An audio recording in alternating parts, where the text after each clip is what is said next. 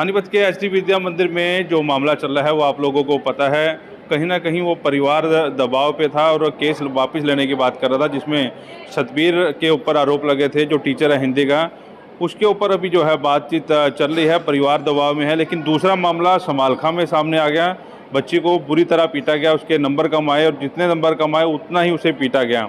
कल ये मामला अपने वॉइस ऑफ पानीपत पर देखा और आज उस परिवार को, उस बच्ची को यहाँ बुलाया गया है। 407 में बुलाया गया है, जो CWC का ऑफिस है, और यहाँ उनसे काउंसलिंग की गई है। बच्ची के पिता मेरे साथ हैं, उन्हीं से बातचीत करते हैं। क्या कहा था बच्ची ने आपके घर पे आके, क्या बातचीत हुई थी? बच्ची ने तो ये बताया था घर पे आके कि आज मेरे इतने मार्क्स आए हैं, 35 मार्क्स आए हैं। 35 का पेपर लिया था, एग्ज़ाम लिया था, और मेरे 4 मार्क्स आए। तो मैडम ने 31 डंडे मारे हाथों में, और सारी क्लास को डंडे मारे, बुरी तरह मारा। बच्ची का हाथ भी पूरा नीला पड़ गया था। हमने स्कूल मैनेजमेंट से बात करी, मुझे लगा कि ये थोड़ा सा डिले जाएगा मामला, तो इसलिए मैंने सिविल हॉस्पिटल समालखा में बच्ची का मेडिकल हाथ का करवा लिया था। उसी दिन करवा लिया था। उसके बाद चाइल्ड वेलफेयर की टीम सैटरडे को फिर चाइल्ड वेलफेयर की टीम स्कूल गई। उन्होंने एक मेरे से एप्लीकेशन लिखवाई, और एप्लीकेशन वहाँ पे थाने में मेरे नाम से दर्ज हो गई कि मेरी बच्ची को साथ ऐसे ऐसे मेंटली और फिजिकल हरासमेंट हुई है। तो 5 तारीख को हुआ। 5 तारीख को फिर FIR दोबारा, FIR में उस एप्लीकेशन को FIR में कन्वर्ट कर दिया गया, और आज मुझे और मेरी बच्ची को काउंसलिंग के लिए यहाँ पे बुलाया गया। अच्छा, काउंसलिंग में आपने वही बात बताई जो वहाँ पर बताई? काउंसलिंग में देखो, मेरे साथ तो हुआ नहीं, जो हुआ बच्चे के साथ हुआ, और बच्चे के साथ जो हुआ बच्चा ही बयान देगा। बच्चे ने ही काउंसलिंग में, जो भी काउंसलिंग बच्चे की हुई है, बच्चे ने बयान दिए जो भी दिए। स्कूल की तरफ से तो कोई दबाव नहीं है अभी आप केस उठा लो?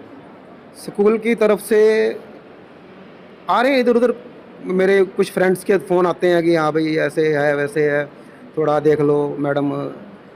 लेकिन आप ये लड़ाई जारी रखना चाहते हैं? मैं लड़ाई जारी रखना चाहता हूँ। आज मेरे बच्चे के साथ हुआ, कल किसी और के बच्चे के साथ होगा, तो ये रुकना चाहिए। मारना तो पहली बात तो अलाउड ही नहीं है, और 11th के टीनेजर बच्चे को, 16 साल की लड़की को मार रहे हो तुम। This is not right boss. मैं इस चीज़ को एक्सेप्ट ही नहीं कर सकता। एज ए पेरेंट मैं एक्सेप्ट नहीं कर सकता।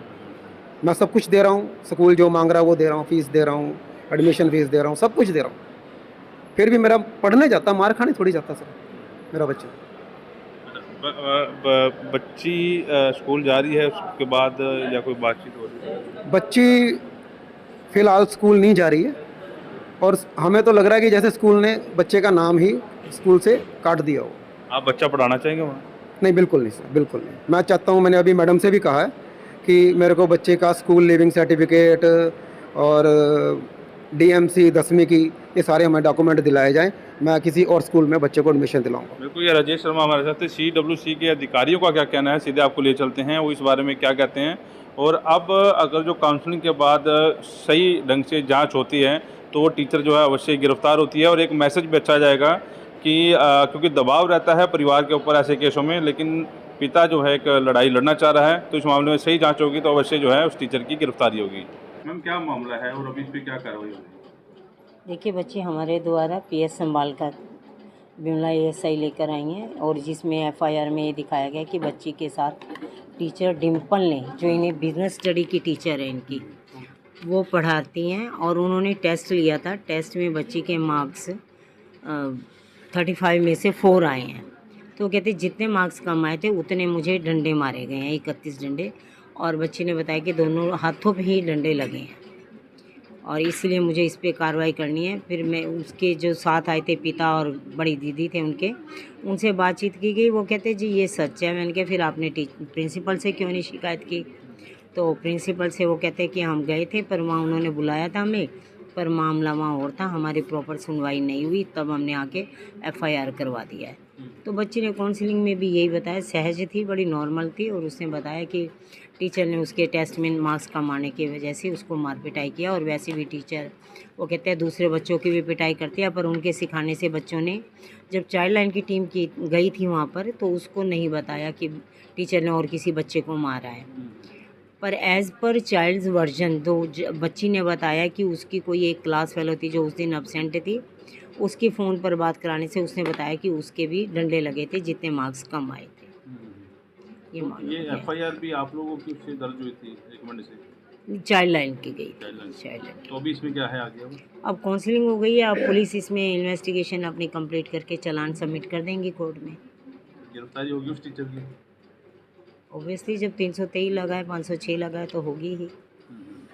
तो मैडम ये भी सुनने में आ रहा है, अभी परिवार वाले कह रहे हैं कुछ दबाव आप लोगों की तरफ से रहता है कि बच्चे को कहते हो कि आप भी इतना मिल 6 महीने लग जाएंगे, 2 साल लग जाएंगे, आप सोच समझ के केस करवाना, या डायरेक्ट आप काउंसलिंग करते हैं, आपका इतना रोल होता है? नहीं सर, ऐसा कभी नहीं हुआ मेरे टेन्योर में, तो आज तक कभी भी किसी बच्चे पे कोई प्रेशर नहीं बनाया गया, ना ही उसे कहा गया कि आप कोर्टों के धक्के खाओगे या इतने साल लगेंगे, इतने साल ट्रायल चलेगा, ऐसी क्रॉस एग्जामिनेशन होगी, ऐसा कभी नहीं कहा गया। क्योंकि हम एज़ पर जे एक्ट काम कर रहे हैं। जे एक्ट में हमें बच्चे को बहुत ही नॉर्मल और फैमिली एटमॉस्फेयर देना है। यही वजह है कि हमारी कोर्ट में अब आप आए हो तो आप और हम इक्वल फुटिंग पे हैं। बच्चा हमारे सामने बैठा है तो सेम लेवल पे बैठा है। हमारा डाइस, हमारी स्टेज ऊंची नहीं है, जबकि हम जुडिशियल पावर ही एक्सरसाइज कर रहे हैं। हमें जे एक्ट में बच्चे को सिर्फ फैमिली एटमॉस्फेयर देना है, हमें बच्चे को नॉर्मल करना है।